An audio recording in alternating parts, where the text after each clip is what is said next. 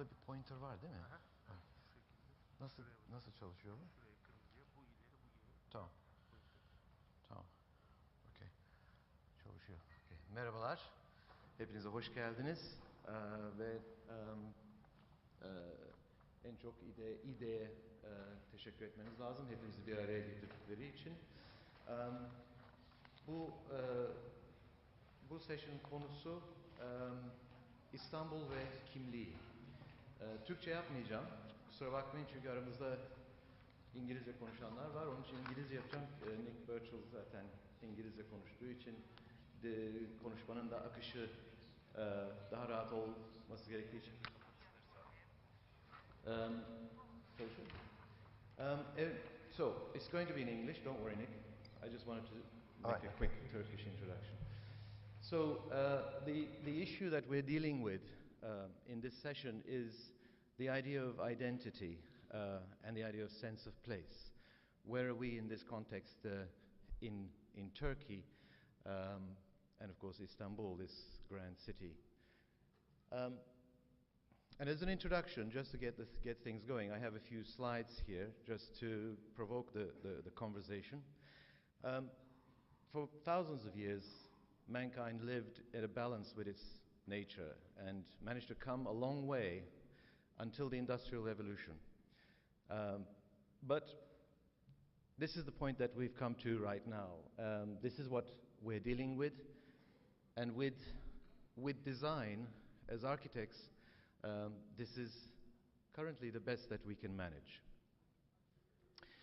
But is this our ideal? Is this what we should be doing? Now, there's a very well-known definition of sustainability. It's in Turkish. Everything here is in Turkish, so excuse me for that. Which we all know about. Sustainability is all about designing for the future. It's all about designing for the generations to come. But are we doing that currently in Istanbul? As architects, we are in a very, very important position. We're in a prime driver position here. It all comes through us. The client comes after he's decided that he's going to do something. He comes to the architect. So we're in an incredibly powerful position, almost godlike. We can change things. We have this chance. But what are we doing with this chance? Now, this 3,000-year-old intelligence seems to have just disappeared. It's just gone. It doesn't exist any longer. Certainly not amongst us, anyway. There are perhaps some good examples of it in other countries. I've lived in London for many, many years. It's a city I love. I love Istanbul as well. But I'm hungry in Istanbul for green space. I'm hungry in Istanbul for order, for some sense of place, for some sense that somebody is thinking about me as an Istanbulian. Now, who is an Istanbulian anymore?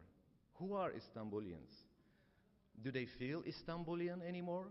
And look at London. If you can see that, the lights are a bit too bright here, actually. Can you turn the lights down? Please, quickly. Can you turn the lights down? Işıkları aşağı indirebilir misiniz azıcık? Slide'lar görülmüyor çünkü. I mean, look at the plan of London and look at the fantastic network of streets, squares, parks, designed parks, a park that has actually been thought about centuries ago. And you know goddamn well that park will be there 5 centuries later. But how sure are we that this little patch of green land that is in our wonderful city is going to be there 10 years from now? At the rate at which we're going, do you think this piece of green will still be here? As you know, we gave a good fight on Taksim Square, but do we know if we won that fight? Are we going to win it? And this is where Istanbul is at the moment in the world. In terms of the quality of life index, this is the level that we're at. And this, the most sad fact, the relationship of green space to built space, we're way down in that list. Way down in that list. So we're living through a tragedy right now. And we as architects have a huge potential in our hands. Not just potential, but we have a responsibility. You know, it's in our hands to preach to our clients And if our clients tell us, build 10 times the amount that you can build, and that happens, as you know, we should refuse, shouldn't we, as architects? What do you think? Yay or nay? We should refuse. Should we take the money and run? Turn on the microphone, please. Can you turn on Gökhan's microphone?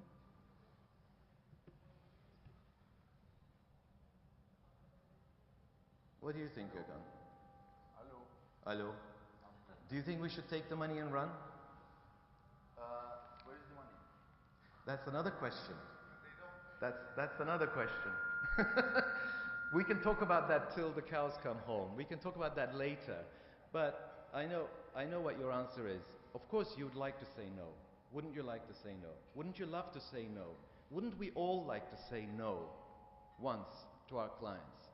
Are there any clients in this room? Can you put your hands up? Is there anyone here from Zorlu or from Varyap? Who are you? Where are you from? I can't hear you. Bemex. Okay. Are there any other clients here? Any other contractors, builders? Where are you from? I'm a contractor plus an architect. But which company? Sixi. Sisi. Okay. Great. And there's another one there? Polat. Okay.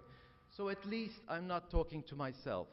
Please, when this session is finished, please think about what we've been saying, and please talk to others in your class, in your level. So, I mean, I put that slide up here. This was Gezi. And the question is, are Istanbulians still feeling like this city is theirs? Is there such a thing as an Istanbulian anymore? Is this Istanbul?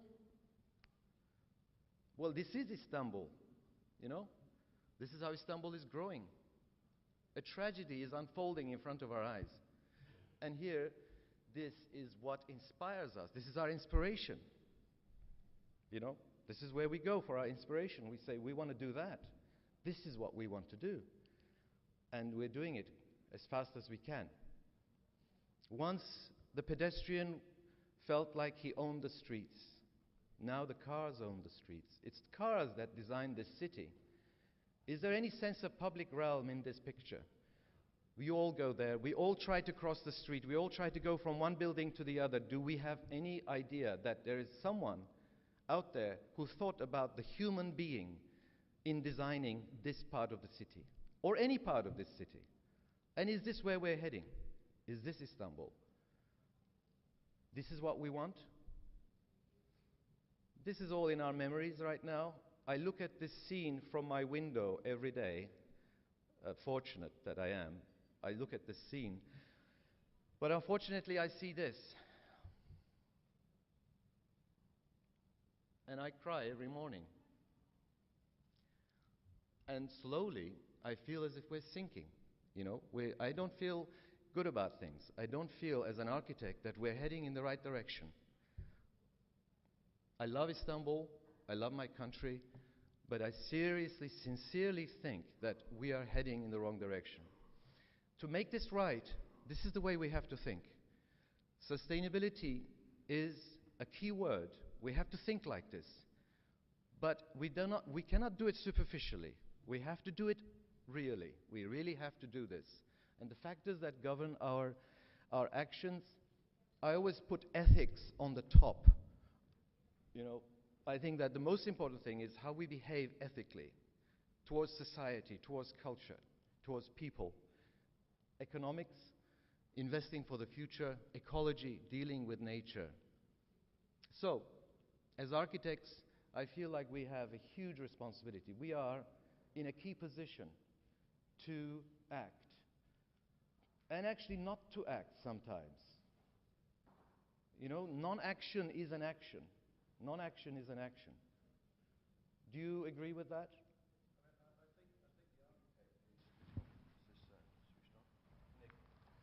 Can you turn the microphone on? Is that on?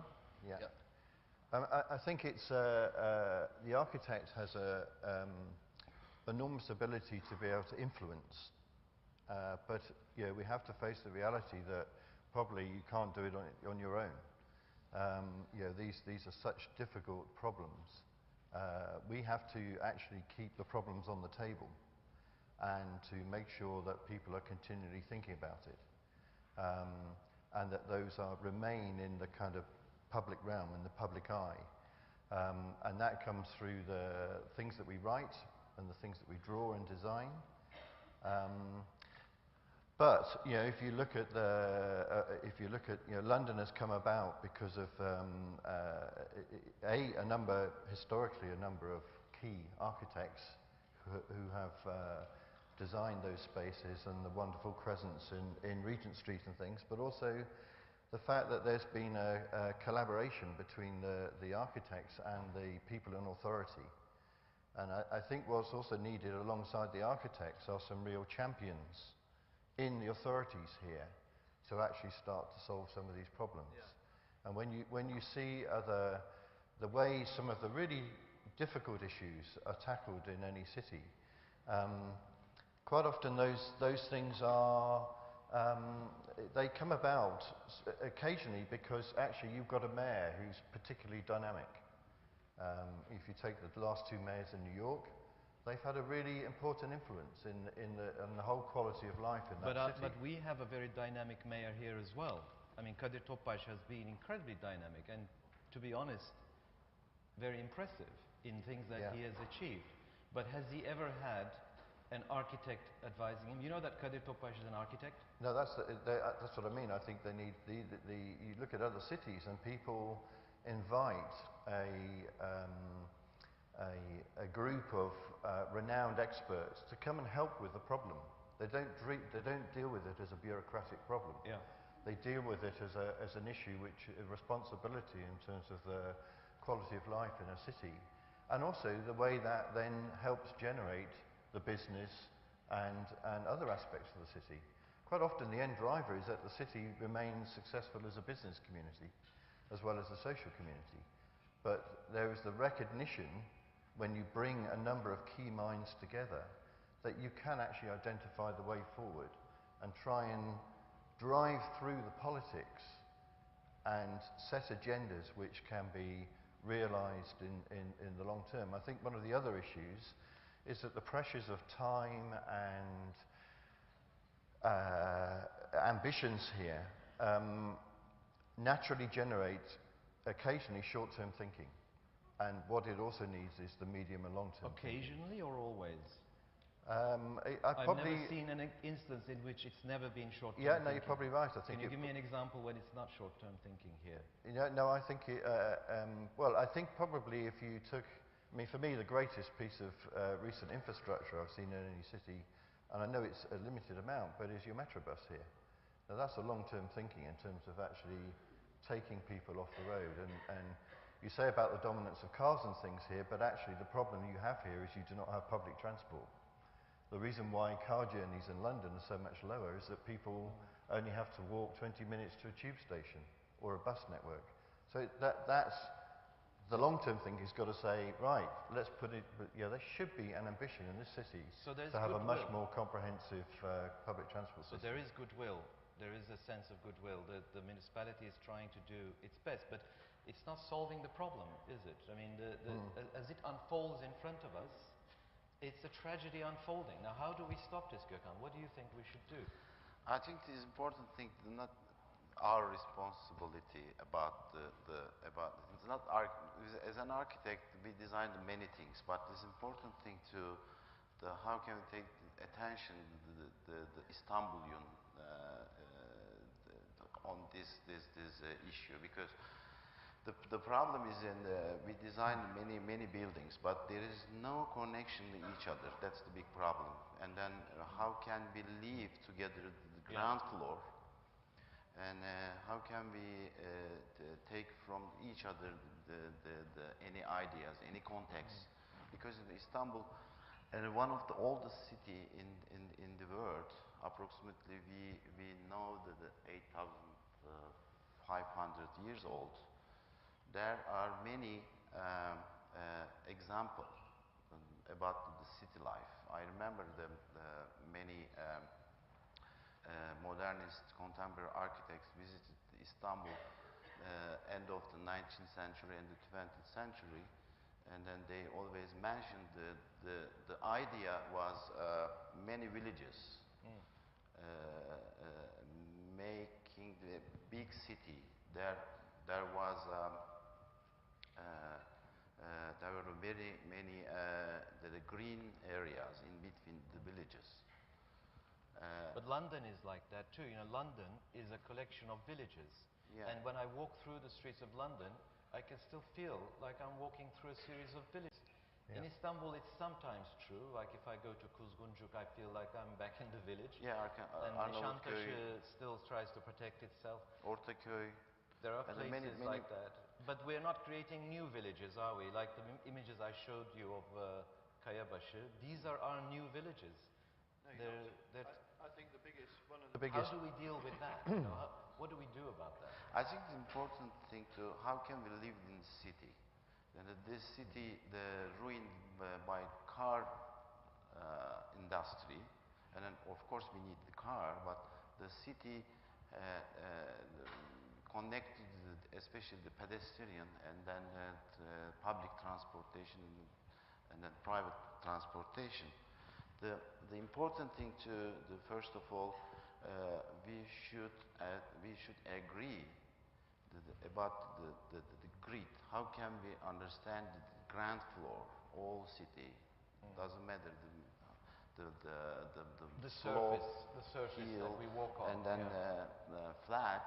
It's important thing to how can we understand the ground floor relationship. Yesterday you said something which I really liked when we were talking about this subject. You said in Turkish, herkes çekiliyor. Setback. In Turkey there's a law, the setback law. By the way, can I have a hands up? Who is not Turkish here? Okay, so just a quick explanation. The building laws in Turkey are very simple. The urban planning is only about where the cars The Turkish go. name is Terk. Yeah, but the only thing is about where the cars go, that's what's dominating, and then the setback. So you have your plot, and then the municipality tells you setback 5 meters, 10 meters, 20 meters, do your thing there. And Gökhan referred to this Leave the yesterday. green, but there is no green. Yes, he said, you know, leave a little bit of green and so on, but actually no one uses that as an opportunity for green. So everyone is kind of setting back and squeezing into their own plots and doing their own thing. And I really like the way you referred to that. Herkes çekiliyor Yeah. in Turkish. And çekilmek in Turkish also means kind of giving up. You know, like, that's it, I can't do anything about this.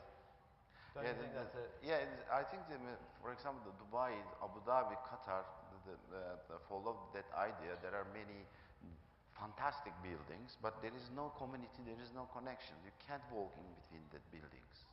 Among their buildings, you know. It's the same thing.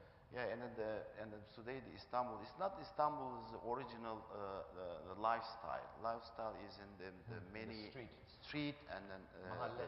shopping, and you know you can go to buy the bread, but you can buy the shoes. You know, it's the good trade combination. And But you see, I live this in modern cities today. I mean, I go to Paris. We were there like a few weeks ago with our students, and I cried when I got to the streets of Paris. You know, I thought, Jesus, what we're missing. You know, there's a great sense of place. There's a great sense of streetscape, and human beings can live in relatively small enclaves without having to get into their cars to do what they have to do. They can live and survive. What do you think about that? I mean, I think one of the things you have to recognize here, you know, when you work in places like London, Moscow, and here, there's absolutely no doubt this is one of the most complex places to actually design and implement real estate and living environments.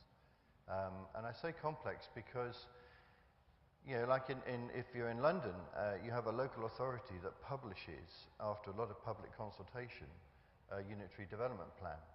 And that is not just about building quantums, it's about the character and environment and qualities that they want to implement over a period of time in their regions. And in that way, that's the way that open spaces and the public streets and the living environments become protected, but also developed and taken forward. And you're absolutely right about the zoning plans here. It is a real straitjacket. It's something that, if there's one thing that needs to be challenged, and adapted and taken forward, is the zoning strategy here. Because if you look at all the recent review of the municipality regulations, which has created a lot of uncertainty for all the development world over this last year, it's all about numbers. Yes, totally about numbers. You know, it's about FAR, it's about building heights, it's about a place. footprint percentage.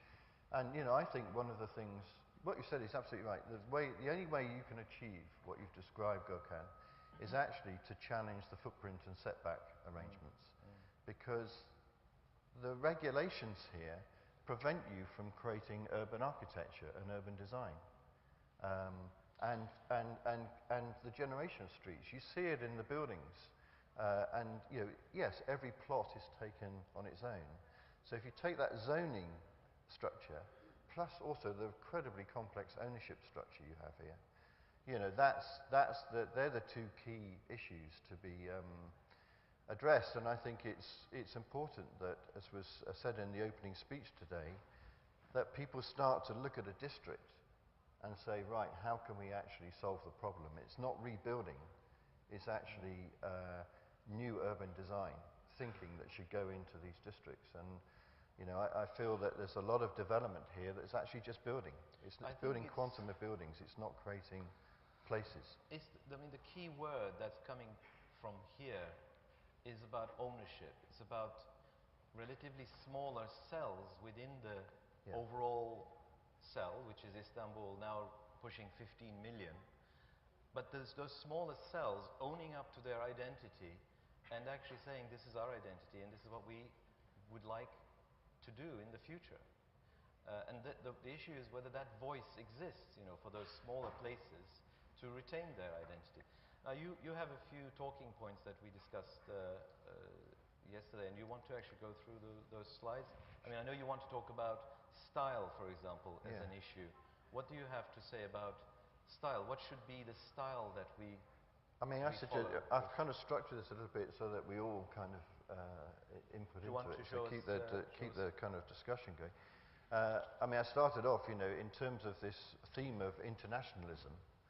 If you look at an image of London, and then you look at an image of Moscow, and then you look at an image of Istanbul, what's the difference?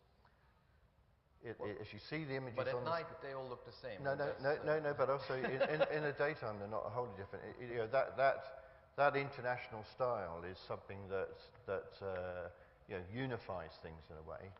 I think we need to be careful about what you call internationalism.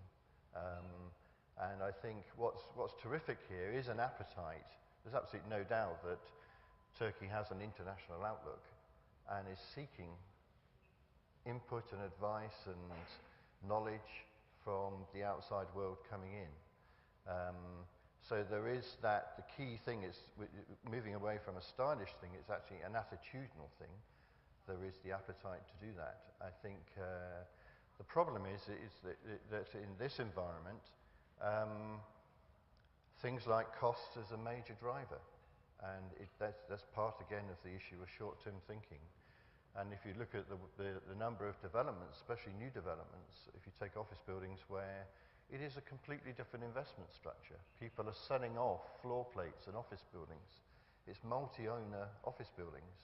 So you're compared saying that to people who build a building, own it and operate it for a period of time. So you're saying that cost is too much of a driver, and it's because of cost that we are actually losing the thread here. Is that what you're trying to say? I think that so. We're too cost-conscious. Well, I think there's an ambition to draw in lots of international thinking, but as soon as you start to look at what that costs, maybe in the cost of getting the right consultant team together, the cost of M&E systems. That's what you're really talking about. If you look at the cost of the building, you're under tremendous pressure here.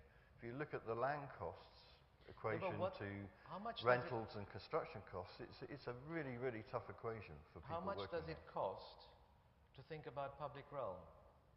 What's the cost of thinking about public realm? What's the cost in thinking about the street, in thinking about the human relationship to the building, in thinking about the space that is like a living room in the city? How much does that cost? Yeah.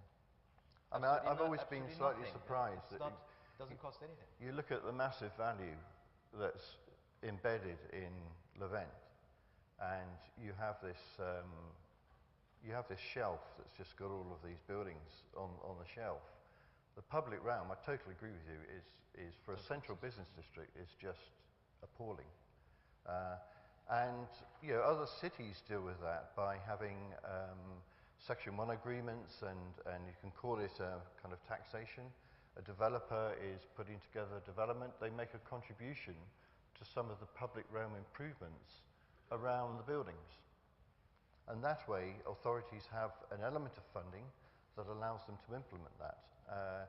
Here, you see, it is shocking in a city that's trying to promote itself on the world stage, the quality of the spaces between buildings and the lack of realization that if you improve those spaces, they add value to the buildings, to the development, as well as the quality of life. It's just not recognized. And there's no funding mechanisms, the spaces just get left. And I think that needs to be addressed. I think it should be, if you look at the amount of value that's in Levent, there should have been a mechanism by which each of those developers and investors made a contribution to improving the quality of the public realm in your central business district. Well, we were talking about this again with Gökhan, that the so-called master plan of Istanbul is nothing but colored maps with zones and beautifully drawn streets that are for cars only. That's all the master plan tells you. There's nothing else about public realm, anything about relationships between how buildings should be, etc. And what do you think the solution to that is, Gökhan? How does, I mean, if we were to talk, if the municipality was here, is there anyone here from municipality? Is there anyone here from belediyeden birisi var mı burada? Bir ihtimal? Yok. There's no one here from We can talk. We're talking to ourselves right now. So what do you think the solution is? If we were talking to the municipality about the way to deal with what Nick is describing? I think the important thing today, the design issue, contextualizing concept or conceptualizing context means some city has the big potential in their history. They have a heritage like Istanbul, and then you can find easily some solutions in history. And today, the Istanbul wanna be in a different city, not real Istanbul. That's our problem, especially the municipality designing and preparing the new master planning, but there is no connection in the history and today's life. An important thing to let's say the internationalism, the globalism, especially the Eurocentric design idea. But every year they're upgrading and changing some issues, especially they already maybe 20 years ago totally left the designing any master plan for car, and then they started thinking about the pedestrian life, city life for human. And the Istanbul is following right now maybe the old school ideas for master planning.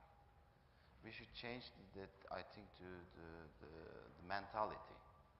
And then thinking about design, I think this is a fantastic issue. The contextualizing concept, and conceptualizing context, and sometimes vice versa.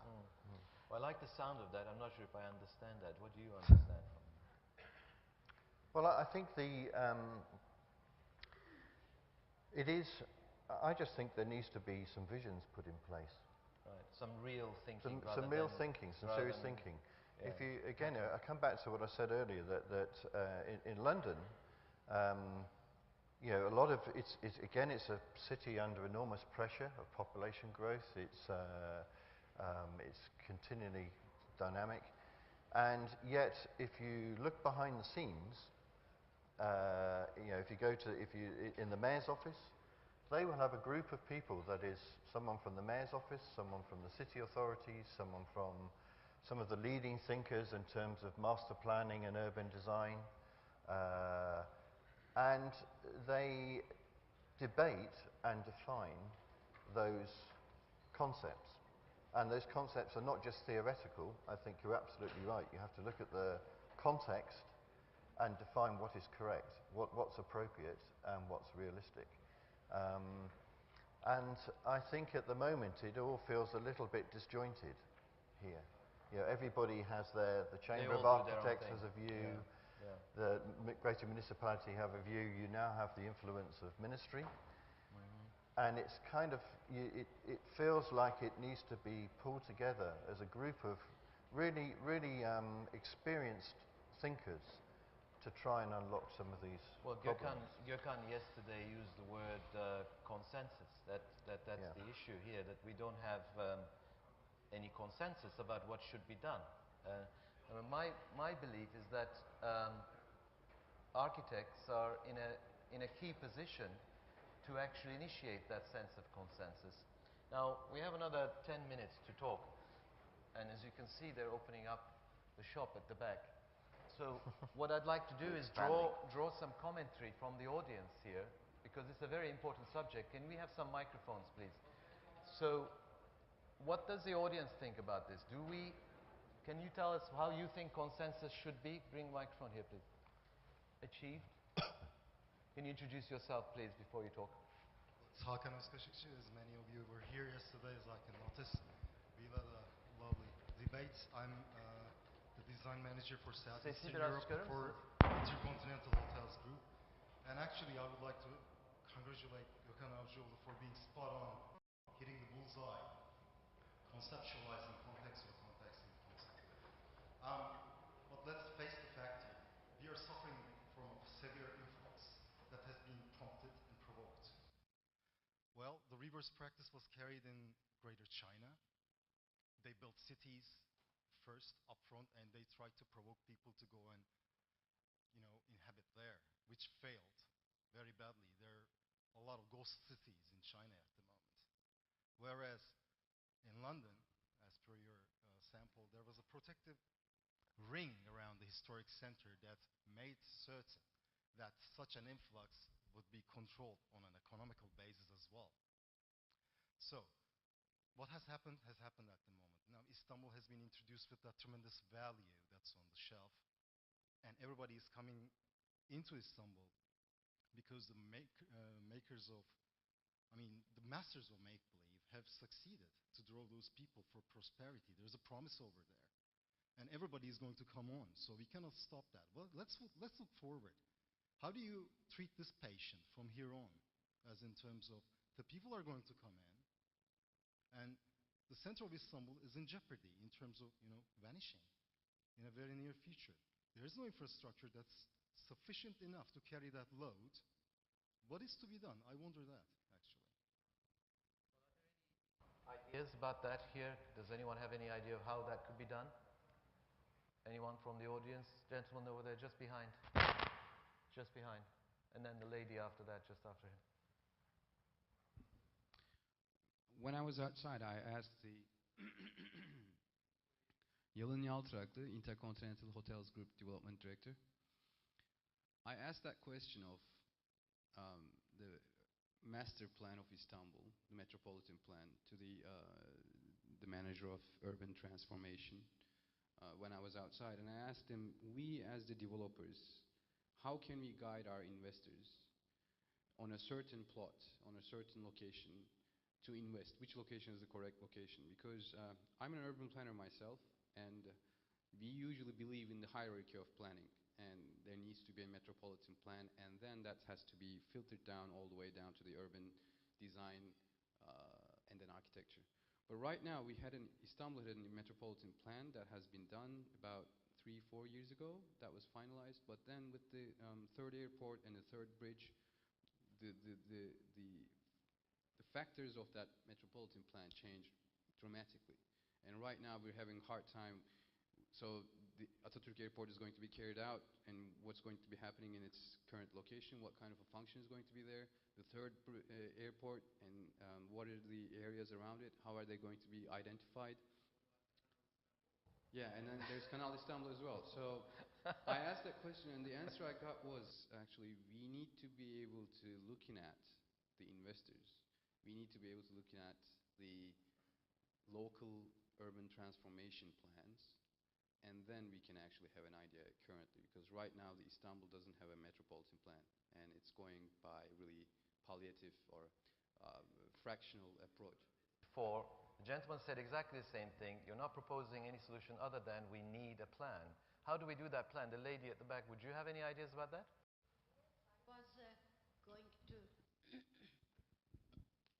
I was going to touch to the same point because like 10 years ago, excuse me?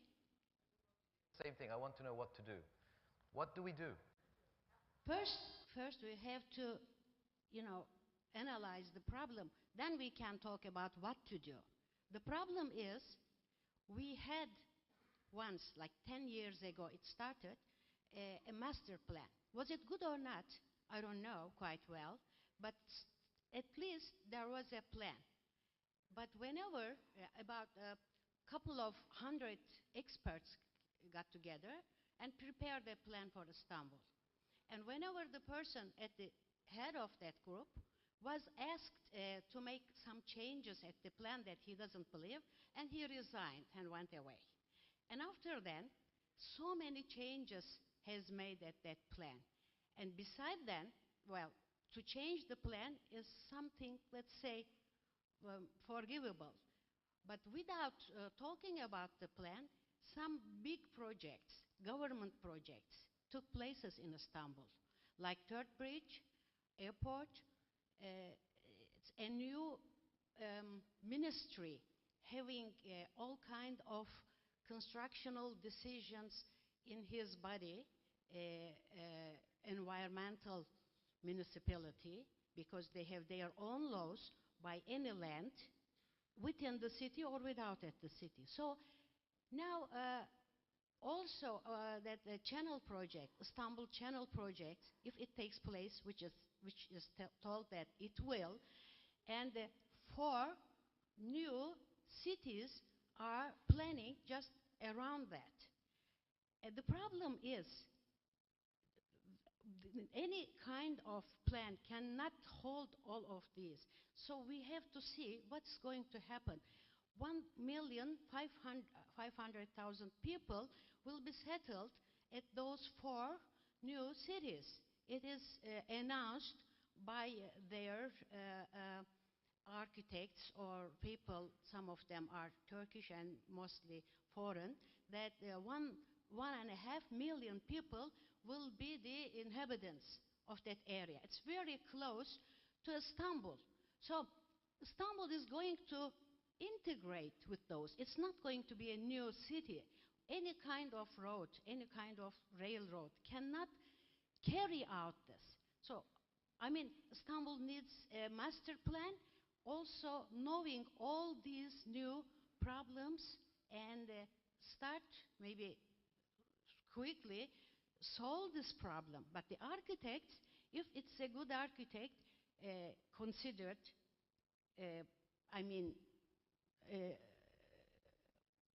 who can create more constructible area in the same land. Architects or architects? Can I just give the word to I think there is an opportunity here. It's a massive problem. It's quite intangible. That's one of the difficulties. But I think one of the opportunities, perhaps, in the current pressure and need to solve some of the seismic issues here, as we saw this morning, there were, some of the thinking is starting to become district scale. You're taking an area in the build, transfer, vacate. You're relocating people so you can rebuild that area. The key thing now is to take some of those, manage those areas which are of a, they're of a good urban size, and start to introduce urban design principles into the redesign of those areas, rather than just real estate and quantums of accommodation. And you've got an opportunity there if people want to tackle it. You can't, the issue is too big to tackle it as a city as a whole. Yes, you've got to have a citywide view of public transport and road transport, but you do have, I think, an incredible opportunity in this rebuilding program where you don't just rebuild, you actually start to create some of the communities. You described London as being a series of communities that have joined together. I think that's actually the opportunity that needs to be grabbed. I agree with that entirely. I think you do as well. But we felt yesterday that although that's a great opportunity, there needs to be something that ties this huge matrix together. I mean, the matrix you talked about, airport, Canal Istanbul, God knows what else. I mean, the resettlement of 1.5 million people, Jesus. Someone needs to think about this at a grand scale. Someone needs to have a grand idea about it. Now, perhaps that's not the job of one person. Perhaps it's the job of a group of people. But at the end of the day, it's the job of architects and urban planners and town planners. And they need to get together and actually say to the municipality, guys, we're heading into a wall. This is going to implode on itself. This is not going to a good place. Don't you agree? How do we do this? What do we do to gather our intelligence, our forces together to somehow stop this juggernaut before it crashes?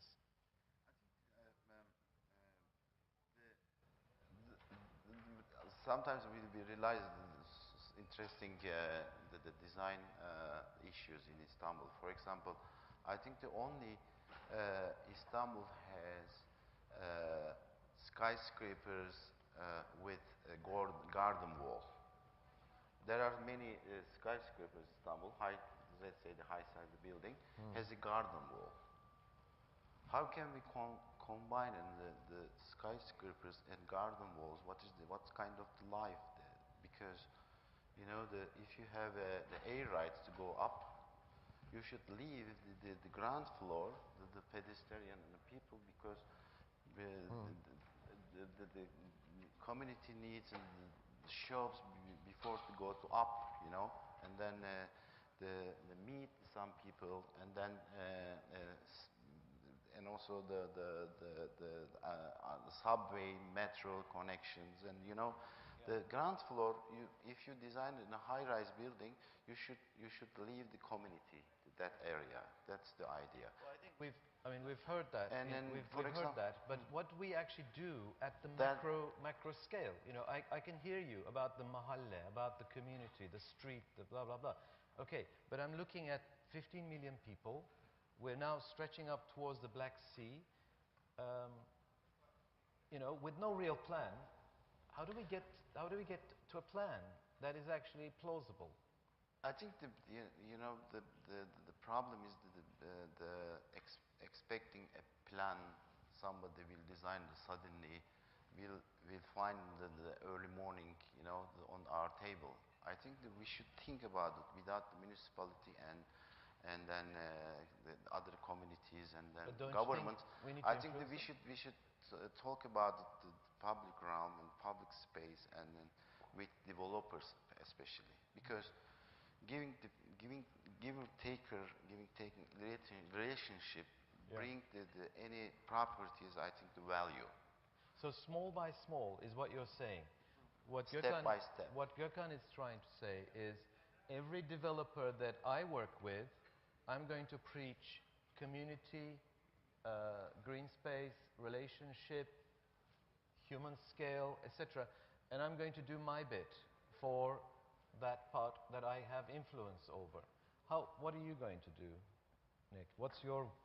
I think it's very much about if you're moving beyond, well, even with the individual building, I think It's the issue of promoting the philosophy of terrific architecture and urban design. They're inextricably linked in terms of actually creating great cities. There's no point in saying we'll have some great buildings if they're not joined up correctly. I totally agree.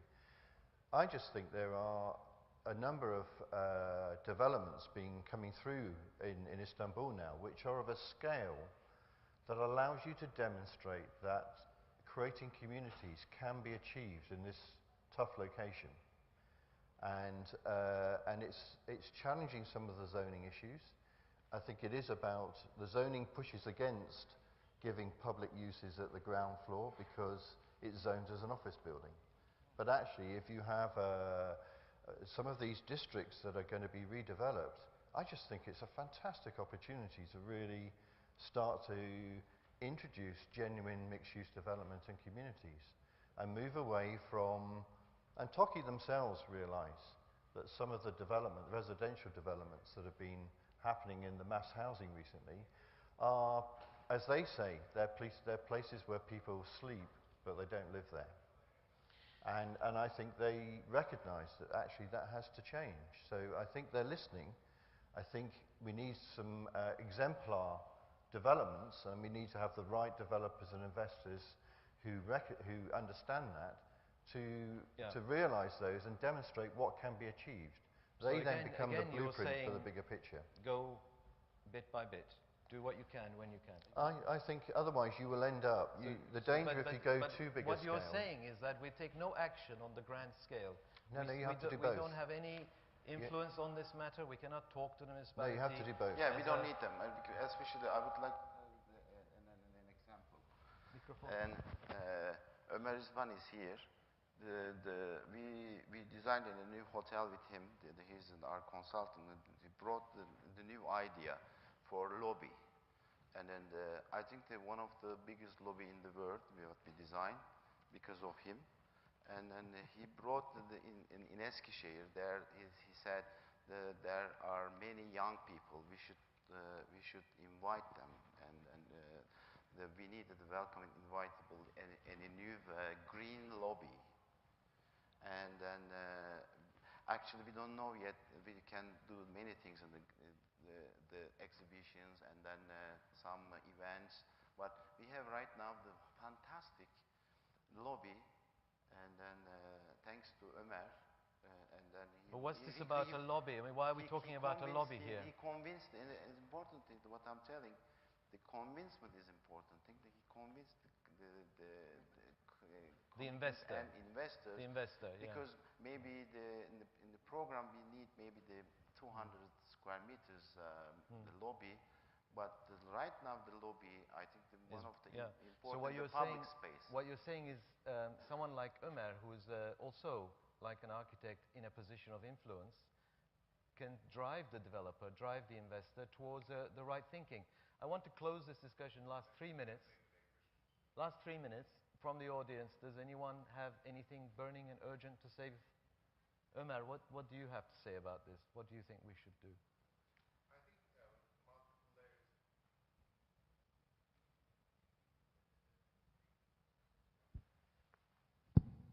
I think multiple layers. I mean, people of influence, I don't mean that influential people, I mean people of influence like architects, like consultants, and also executives who are actually taking salaries from developers and builders. They all have a collective responsibility to actually address this, because we cannot keep on saying we need a master plan or we need a grand scheme, or that I think the time it takes to produce such leadership at a grand scale at best could take 2-3 decades, which is way too late. You lose the city. Or it could take a century to get a leadership of that sort. So therefore it is the collective of individuals' responsibilities wherever they are, whether they're getting a salary from a developer, whether they're getting a salary from a municipality, or they're basically employed, self-employed architects, consultants, or whatever. We all have to carry that responsibility. You talked about something about refusing certain schemes that the client wants. Do we have the balls? Can we? actually walk away or take the money and run. Have you ever walked away? Yes. Good. In Well a big done. scheme, In what? in a very big scheme of tourism allocation, the government actually gave the right to a client, to a prospective client, to build 2,000 beds in one of the most wonderful pieces of land that I've ever seen, in Mandalya Bay, in Gökova Bay. So we went there and we said, they said they wanted to work with us, and I looked at them and said, what a wonderful land, we would love to work with you, we would love to create a gem of a hotel here. They said, yes, and here's the papers, we just got the tahsis, and here's our permit, etc. I looked at it, I said, whoa, 2,000 beds. And he says, don't worry, Omar Bey, we have good relationships, we can increase it to 3,000. I said, look, I said, if you're going to build anything more than 150 rooms here, or 250 beds, we won't be a part of this. Yeah. And Well we walked done. away. Well There was a done. license. The government Yeah. actually stipulated it. Yeah, well done for doing that. And I hope that there are more of you, and I hope that the message that comes from this conversation has gone through to the ears that are here. Let's do our part whenever we can. Let's not just go with that flow, that what I call sadly that Turkishness. Yani burası Türkiye deyip geçmeyelim. Lütfen bunu yapmayalım artık. El ele verelim. Hepimiz kendimiz, kendi alanımızda, with our own individual ability, our own individual power. Let's use that and let's try to change things bit by bit. Thank you very much.